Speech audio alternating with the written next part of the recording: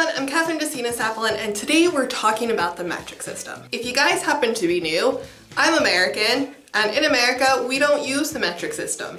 Greg C asked me some questions about the metric system. I thought they were interesting, and so here we are with the video. Was the metric system difficult to learn? No. And this is a difference in education between the US and I'm going to say the rest of the world. This would be a question for you guys. Do you learn anything besides the metric system? I'd be interested to know. In the US, we learn the standard system and we learn the metric system. For me, the standard system is for everyday use and the metric is more formal. We use it a lot, to be honest. We used it a lot in math class. Anytime there were word problems, it always used the metric units. In science class, all our measurements and the temperature were written in metric. Normally sports, specifically when it came to running, would be categorized also in the metric, so there would be lots of 5K, 10K runs, for example. And if you go to the supermarket, you find all the packaging will have both the standard and the metric on it, and in some instances, there's only the metric. I think the best example is soda. You buy it in bottles that are 2 liters, and it only comes in 2 liters. So at the very least, everybody in America will know how much 2 liters are. I think the most difficult part when coming to Europe was just getting in the habit of using it. I only ever had to specifically use the metric system if I was doing some type of formal paperwork for math class or science class. It was sort of just funny for me talking about liters of milk or so many grams of meat because I really associated the metric system really hard for formal like math and science, and it was just sort of funny that it was like groceries. Like it's hard to explain, it's just, for me it's funny. Do you still convert? This sort of depends, because for the most part I would say that I can visualize both the standard and the metric system pretty well. For things like long distances, kilometers for example, I can easily visualize how much that is, and I don't need to convert it to miles to understand. But if we change it to centimeters, and specifically if we're talking about somebody's height, I would have to convert that into feet and inches in order to comprehend and visualize how tall somebody is. I can't do it in centimeters. In fact, it throws me for a loop when people tell me they're like a meter whatever. It's like, no, you have to tell me in centimeters, because I know I'm 170 centimeters, and basically if you're taller than me, you're taller than me, and if you're shorter than me, you're shorter than me. But if somebody were to come up and say I'm 180 centimeters, I just know that's taller than me. Like it's 10 centimeters taller than me, but like how much is 10 centimeters? I can't visualize that. So that would be something that I would have to convert in order to be able to visualize it mentally. I don't have that problem when it comes to liquids. I can visualize a gallon and a liter, no issues. Also don't seem to have it when it comes to pounds and kilos, so great. Temperature-wise, I don't have a problem until we get into really cold weather, because 0 degrees Celsius is 32 degrees Fahrenheit.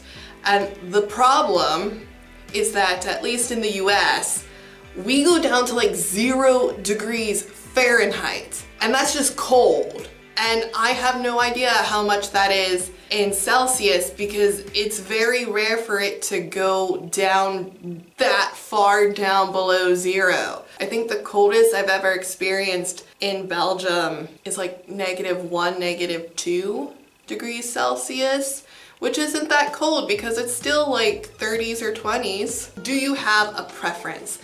And the only time I really have a preference is when it comes to cooking. Recipes in the US are mass-based and recipes in Europe are weight-based. I don't know how to visualize 100 grams of flour and 100 grams of sugar, because the quantity is different. if I have a recipe that calls for a cup of flour and then like a half a cup of sugar, I can visualize that. I don't need to like weigh it out. I don't really even have to measure it out. I can visualize it. So I don't understand how people are able to cook in Europe without a scale. And I caved and I bought a scale. I will say that when you have precise measurements of grams, your recipes come out the same each and every time, but I prefer the way we do it better because you sort of get this like feel and instinct for cooking that I haven't been able to accomplish with European recipes. Like, I don't feel comfortable cooking European recipes. They sort of freak me out, but give me a US recipe, I'll never have cooked it. It's like, okay, I got this. Because I feel like I'm going by instinct more than just, okay, I need 100 grams of this, 20 grams of that. And yeah, cooking's really difficult, specifically with butter.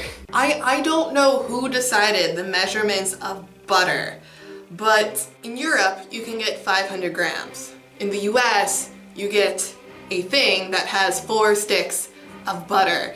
And when you have a recipe, it will say half a stick or a full stick. And I have no idea how much a stick is. It's a stick. So every time I have a recipe that comes from the US that I'm making over here, I have to go online and find out how many grams is a stick of butter. And I don't know what people did before the internet, because you would think the amount of times I've had to look this up, I would remember how many grams it is, but I don't. I always forget. And that's the only time that I would have a preference, that I wish the world would come together and just say, this is the system that we're going to use for cooking. And then everybody just used it because life would be so much more easier. Fun little fact though, if you're an American coming to Europe, they have, I don't want to say weird size spoons, but weird size spoons, and the small spoon that they have is legit a teaspoon for measuring, and the big spoon is legit a tablespoon. So that's the greatest thing about living over here, is that I don't need to have a bunch of different spoon sizes, because like I have a table and a teaspoon and they hold the exact amount of liquids that I need, which I don't know why our spoons don't do that in the US. They were just like, screw you guys, let's screw up the spoon sizes so they have to get like the special measuring spoons because they're mean. That's what I have for you guys, and I'd love to know if you've ever gone somewhere where they didn't use your measuring system and what you thought about it, because I can't imagine how disorienting it would have been coming to Europe not knowing that, because I may not have been like fluent in the metric system, but I was aware of it. So that made integrating it into my life just that more easier. Like, what's that like going to my country and just being like, here's an ounce of cheese? Like, can you visualize that?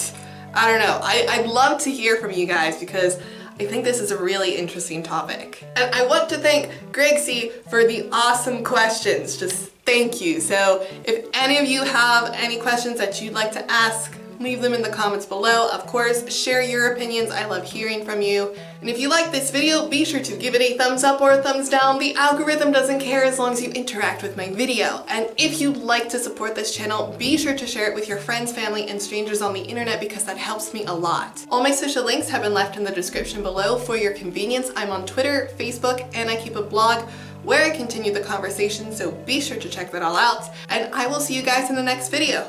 Tootsies, my applesins. When I was 15 and in France, I wanted to make Rice Krispie treats, and my recipe called for 4 cups of cereal. So I went to the grocery store and bought 4 boxes, because on the internet I had read that a cup equaled 250 milliliters. And I just thought, that's the same as grams.